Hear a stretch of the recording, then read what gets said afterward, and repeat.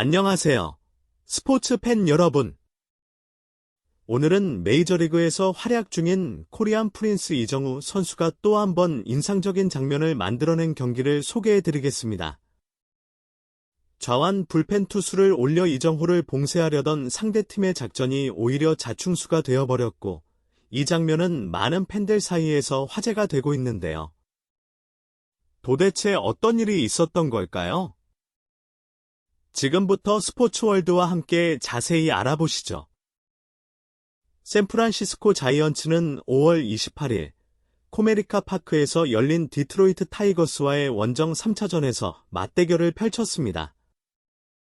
이정후는 전날 2차전에서 4번 타자로 나섰고 첫 타석에서 잭 플레어티의 몸쪽 너클 커브에 맞아 출루했지만 주심의 볼 판정에 자이언츠 벤치가 챌린지를 신청해 판정이 번복되는 소동이 있었습니다.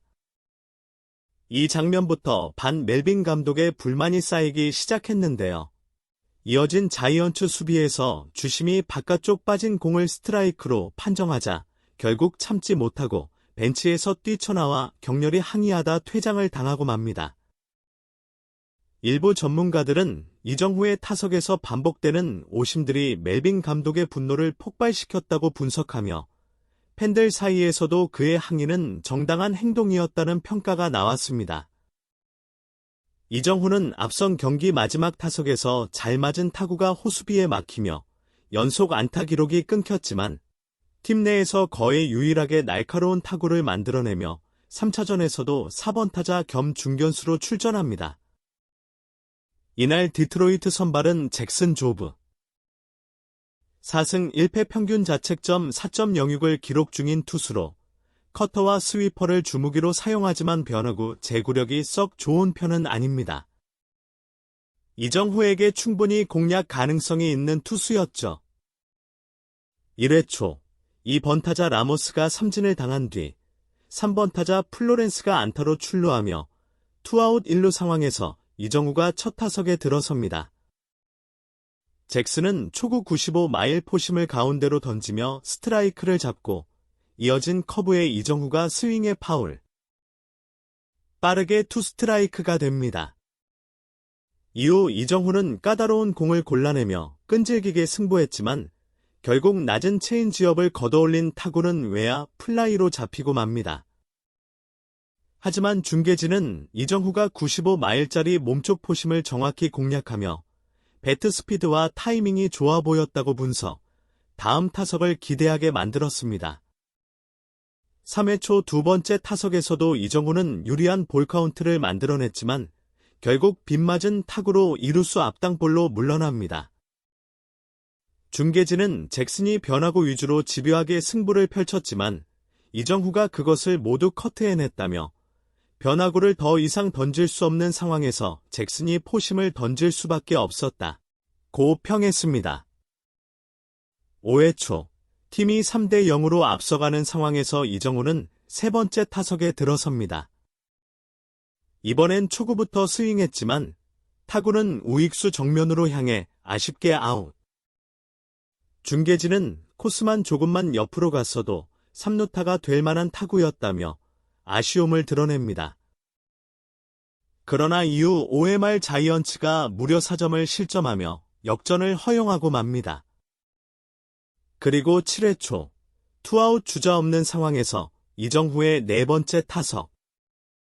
상대 감독은 이정후를 상대로 좌완 불펜 홀트를 투입하지만 이정후는 이 유인구들을 모두 외면하며 볼 카운트를 3볼까지 끌고 갑니다. 결국 스트라이크 1개 이후 또다시 볼을 던지면서 볼넷을 내주자 상대 감독은 곧바로 홀트를 마운드에서 내리는 초강수를 둡니다. 이 장면은 마치 이정후에게 완전히 말려든 투수가 스스로 무너진 모습으로 팬들 사이에서 회자되고 있습니다. 하지만 자이언츠는 후속타 불발로 득점엔 실패하고 맙니다. 그리고 9회 초 3대 4로 뒤진 상황에서 이정후는 마지막 타석에 나섭니다. 새로 올라온 투수 스캔을 상대로 초구 88마일 체인지업을 노려쳤지만 아쉽게도 이루수 앞땅볼로 아웃되며 경기를 마무리합니다. 이날 경기에서 이정후는 3타수 무안타 1볼넷을 기록했지만 투수들을 집요하게 괴롭히며 타석에서의 집중력과 선구안을 확실히 보여줬습니다. 특히 좌완 불펜을 상대로 볼넷을 얻어내자마자 투수를 강판시킨 장면은 단순한 기록 이상의 의미를 담고 있었죠. 하지만 이정후를 도와줄 수 있는 타선의 뒷받침이 부족하다는 점이 여전히 자이언츠의 고민거리로 남아 있습니다. 팬들도 플로렌스와 이정후를 빼면 다른 타자들이 너무 부진하다며 아쉬움을 토로하고 있습니다. 한편 팀 타격이 좀처럼 살아나질 않고 있습니다. 이날까지 팀 타율 0.231로 내셔널리그 15개 팀 중 13위다. 팀 OPS도 0.684로 내셔널리그 12위에 머물고 있습니다. 이정후의 고군분투가 이어집니다. 최근 일주일 동안 이정후는 22타수 8안타로 타율 0.364를 기록했습니다. 그러나 다른 타자들이 부진하다. 플로레스가 최근 일주일 타율 0.273, 22타수 6안타으로 체면 7회했을 뿐 나머지 주축 타자들은 일할 때 타율에 허덕이고 있습니다. 이번 시즌 전 7년 1억 8,200만 달러 FA 계약을 맺고 데려온 30홈런 유격수 윌리 아다메스는 타율 0.205 5홈런에 그치고 있습니다. 최근 일주일 동안은 23타수 2안타 타율 0.087입니다. 아다메스는 이날 디트로이트전도 5번 유격수로 선발 출전했지만 삼진 1개를 포함해 4타수 무안타로 물러났습니다. 샌프란시스코는 31승 23패로 다저스에 이어 내셔널리그 서부지구 2위를 달리고 있습니다. 이정후의 맹활약에 탄탄한 마운드의 힘을 앞세워 선전 중이지만 팀 타선 약점 또한 점차 도드라지고 있습니다.